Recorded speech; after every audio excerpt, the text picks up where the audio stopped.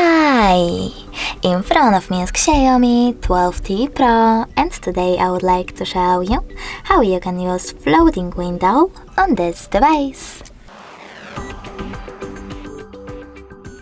First of all, open background apps by clicking on this square button. Then click on floating windows feature at the top left corner. Following that, just tap on one of your apps that you wish to use in this view. In my case, Play Store.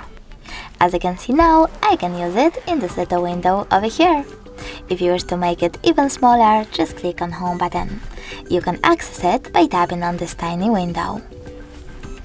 In order to move it, hold this line and drag it wherever you wish to. Then let go.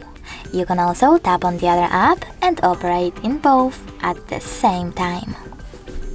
Now, in order to go back from this mode, open background apps again and just swipe your app. You can also click on square button, tap on floating windows, but this time select this icon with a pen and a paper.